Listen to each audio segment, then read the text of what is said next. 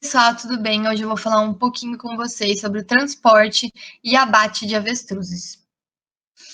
Bom, os avestruzes são animais que até então não era meu conhecimento e que cada vez mais está aumentando a atividade agropecuária deles. Eles têm uma grande diversidade de produtos, a gente pode reutilizar a carne, a pluma, o couro, os ovos, né? Então é uma fonte de renda na qual está crescendo bastante, está ganhando bastante dinheiro.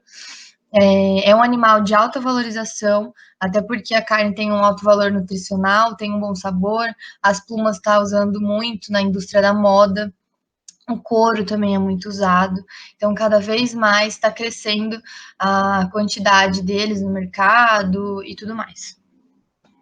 Agora eu vou falar um pouquinho com vocês sobre o transporte deles.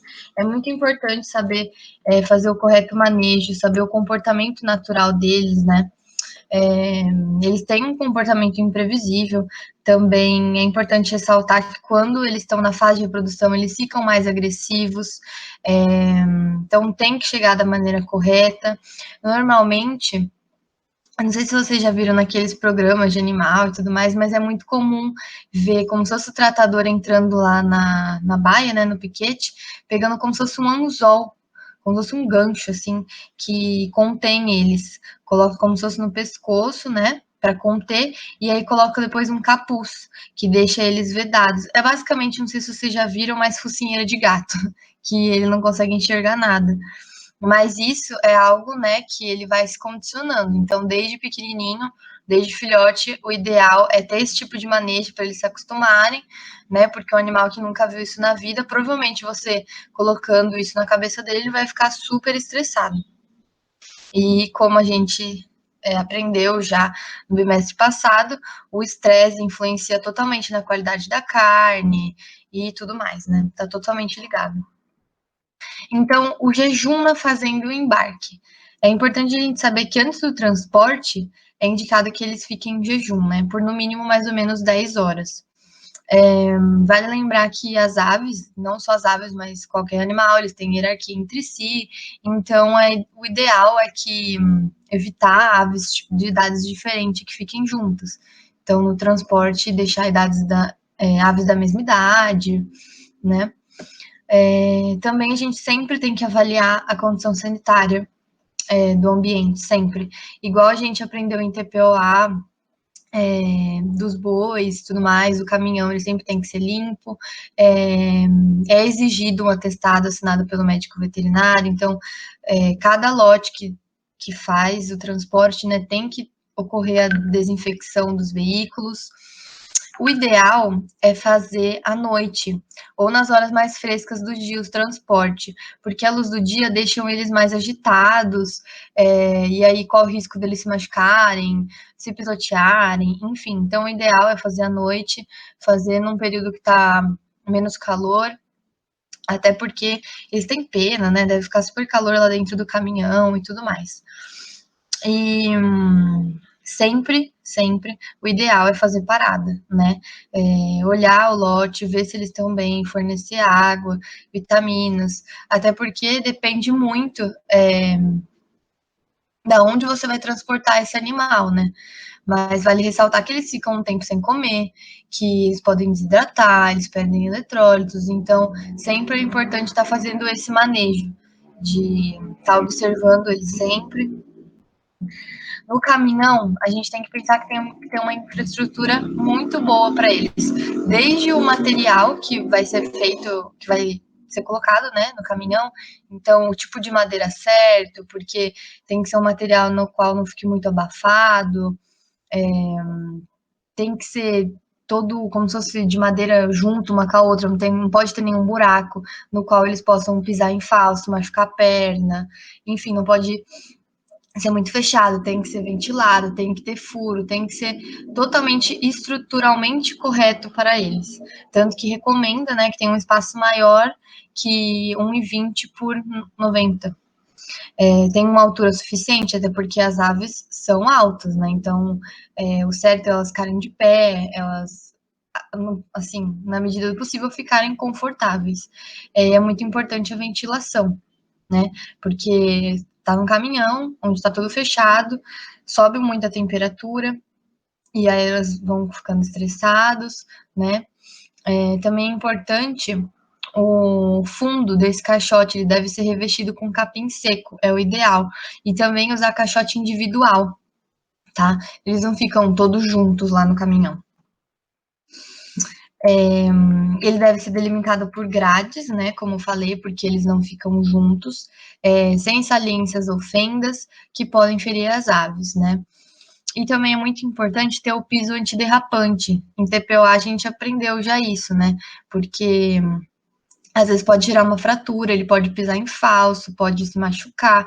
Então tem que ter uma infraestrutura correta e que evite que ele se machuque. É ideal também cobrir a gaiola com uma lona. Só que tem que tomar cuidado, porque ao mesmo tempo que a lona vai deixar mais escuro o ambiente, que é melhor para eles, ela também pode influenciar na ventilação. Então, também prestar atenção no material que vai ser utilizado a lona e tudo mais. E como eu também já disse, deve ser efetuado no período da noite, quando é mais fresco, e as aves ficam mais calmas, descansam, porque a luz do dia faz elas pularem, ficarem agitadas e pode causar ferimentos. Então, a gente tem que evitar que tudo isso ocorra.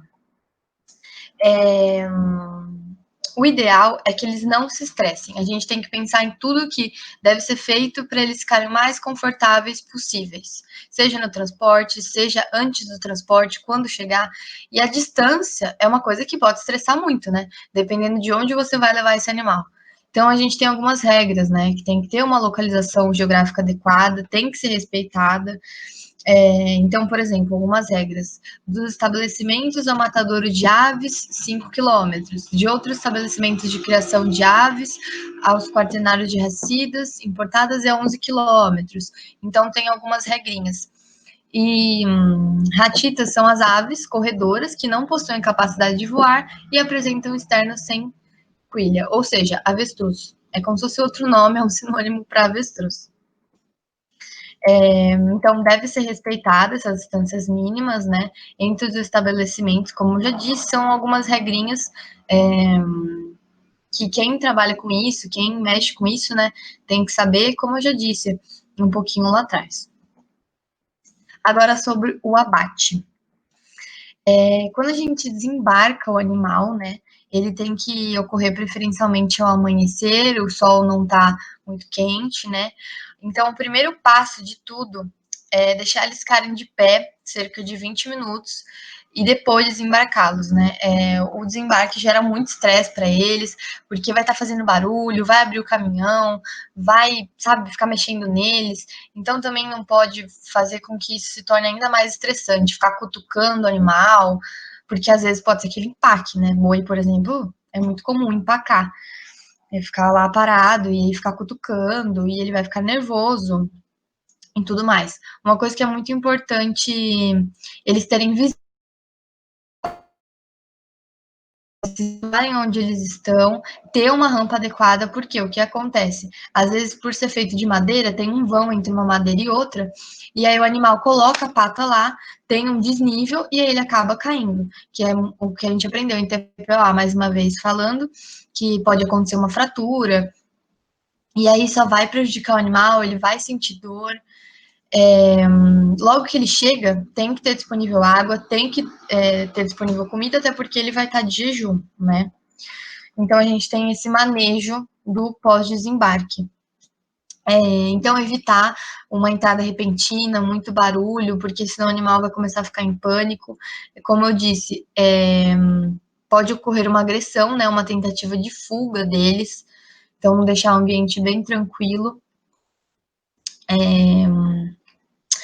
No caso do manejo individual, pode-se precisar de 4 ou a 5 tratadores, pois precisa de uma pessoa para segurar o capuz na cabeça, enfim, tipo, às vezes uma pessoa só, uma pessoa não vai conseguir. Uma vai colocar aquele objeto que eu falei, que parece um gancho, né? E às vezes a outra segurar, porque o que acontece? Às vezes ele pode começar igual o boi, igual o cavalo, começar a dar chute.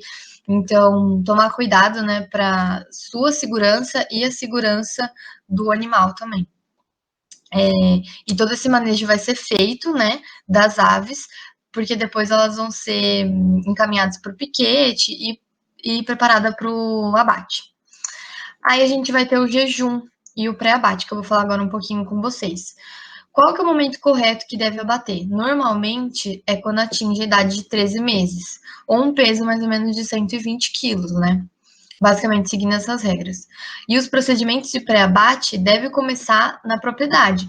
Então, assim, como eu falei, uma boa higiene, onde eles vão ficar, uma boa alimentação, tem que ter uma prévia de inspeção antes de irem para o frigorífero, tá?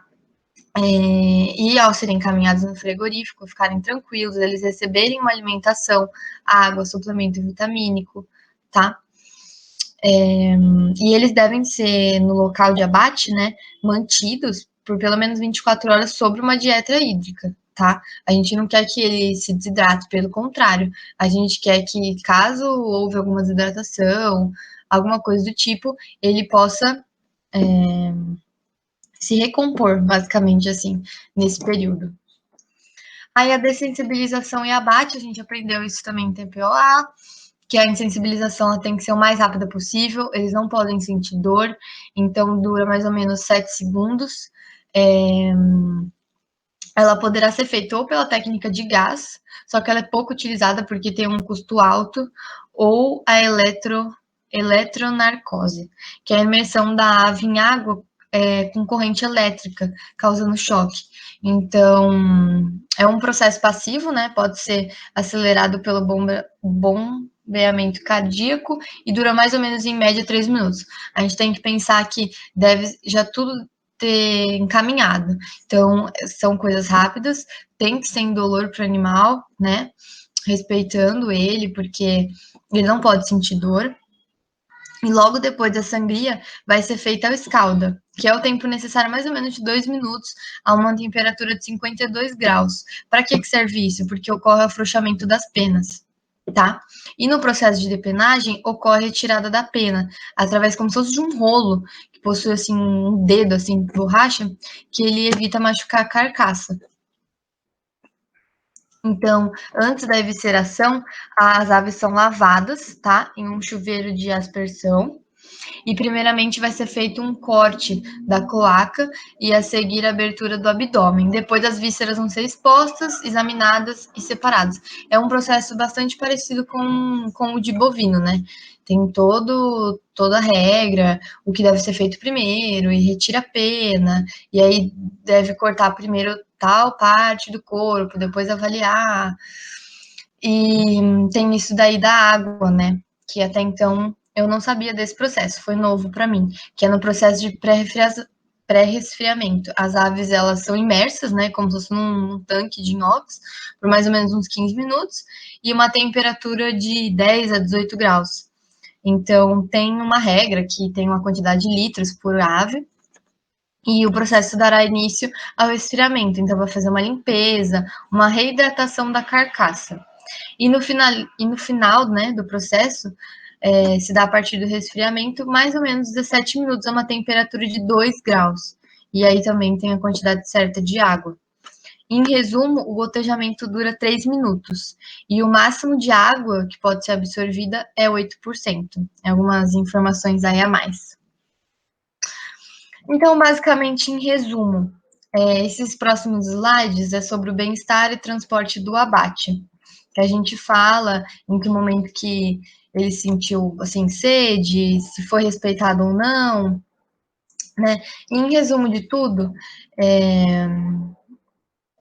a gente gostaria, né, que eles fossem realmente bem tratados, fossem respeitados, mas a gente sabe que na realidade não é bem assim que ocorre, né? Não são todos os lugares que realmente respeitam isso daí, não são todos os lugares que vão ter uma infraestrutura correta do caminhão, uma infraestrutura correta do lugar, entendeu? São pequenos detalhes, mas que, tipo, uma altura de um caminhão que é mais baixo do que deveria, já vai trazer um estresse para a ave, porque o certo é ela ficar de pé. Então, são pequenos detalhes que, às vezes, muitas pessoas pensam, mas eu vou ter muito gasto, vou ter que comprar um caminhão melhor, vou ter que, sei lá, forrar de uma maneira melhor, que podem parecer pequenos detalhes, que mais que vai mudar totalmente a qualidade da carne, né? E eu acho que a gente não pode pensar só na qualidade da carne, não só como um produto, não só como dinheiro, como a maioria das pessoas pensam, mas pensar realmente no bem-estar, né?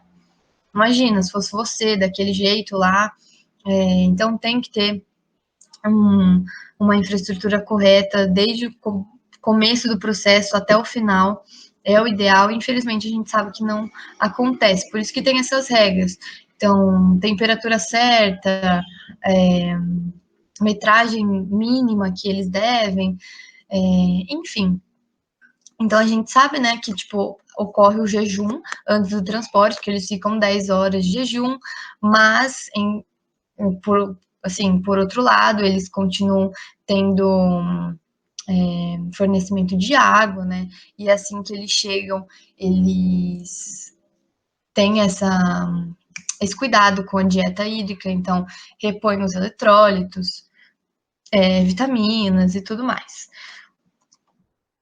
Então, a gente também falou, né? Se seguir a infraestrutura correta do caminhão, ele vai estar livre de desconforto, porque os caixotes são individuais, então permite que fique de pé, permite que eles não se machuquem.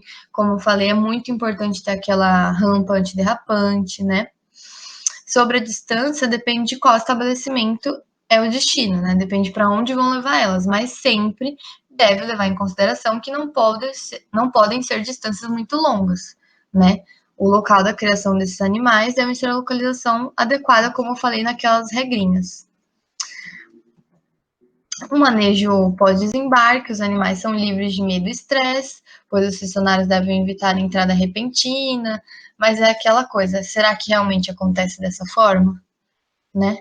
Tem, às vezes, funcionário que pode ser que não tenha muita paciência, já vá tocando o animal, né? E também, como eles estão, assim, beleza, eles estão em piquetes individuais, mas eles têm muito essa questão de cheiro, de sensibilidade, de um perceber o outro. Então, às vezes, se um se estressa, sei lá, um já faz um sinal, um barulho para o outro, e aí todo mundo começa a se estressar, né? Então, é basicamente isso, que em alguns momentos eles são, por exemplo, privados de comida, mas num certo outro momento já reabastece. Então, eu acho que é uma situação complicada, no qual eles vão passar por algum desconforto, por exemplo, o jejum, né, de 10 horas, mas por outro lado, dá o melhor para proporcionar o máximo de conforto para eles. Principalmente a insensibilização, que ela não pode causar dor. Eles não devem sentir isso daí, né? E concluindo tudo que eu falei para vocês, se quiserem dar depois uma revisada nos slides com calma, porque alguns eu passei mais rápido, mas é basicamente isso. Cada vez mais está crescendo a criação de avestruz no Brasil. É um mercado que pouca gente conhece, mas cada vez mais tem resultado, tá? E é isso, gente. Espero que vocês tenham gostado.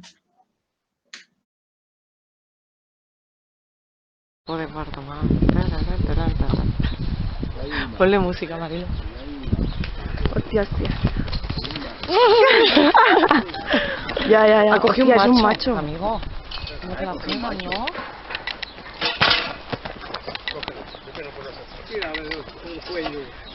Ayuda, después se tranca. No, tranquilo. Sí, él solo ahora se tumbará. Cuando se rinda, se tumba. ¿Lo ataca? Que cuando se canse un poco se acuesta. No, porque este no es el grande.